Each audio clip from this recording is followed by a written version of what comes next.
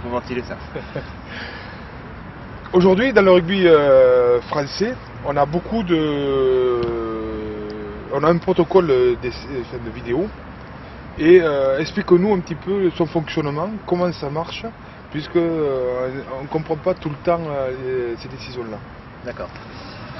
Quand il y a une phase de jeu qui se termine dans l'en-but et où l'arbitre est dans le doute s'il y a essai ou pas, il peut faire appel dans ce cas-là à la vidéo en faisant donc, la gestuelle appropriée.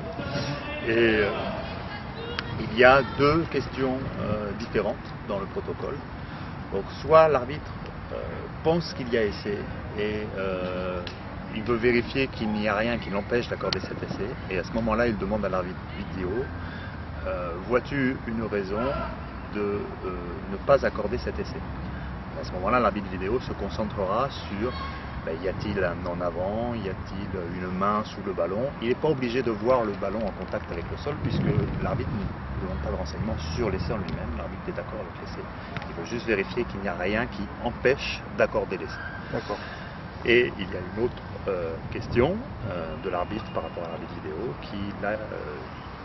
il n'est vraiment pas sûr qu'il y ait essai ou pas essai et il demande à l'arbitre vidéo y a-t-il essai, oui ou non. Dans ces cas-là, l'arbitre vidéo doit se concentrer sur le ballon et bien voir que le ballon rentre en contact avec le sol. S'il y a bien pression sur le sol. Sur le sol de la part du joueur attaquant. D'accord. Et dans ce protocole, jusqu'où l'arbitre vidéo peut aller?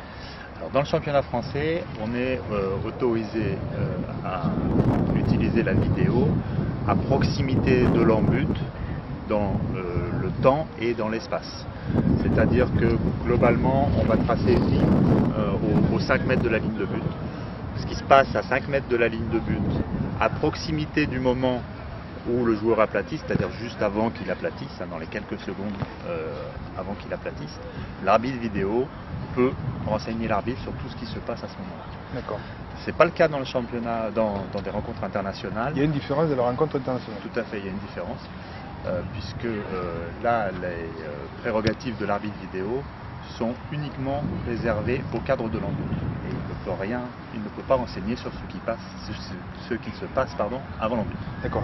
S'il y a une faute, un avant et que l'arbitre ne l'a pas vu, l'arbitre vidéo ne peut pas le signaler. A priori, c'est pas dans son protocole. C'est pas dans son protocole. Alors que dans le championnat français, on peut signaler toute faute avant. Toute faute avant, à condition que ce soit à proximité en termes de temps, que ce soit très proche en termes de temps et en termes d'espace de l'en-but et de l'endroit où le joueur va. Merci pour tous ces renseignements. De rien.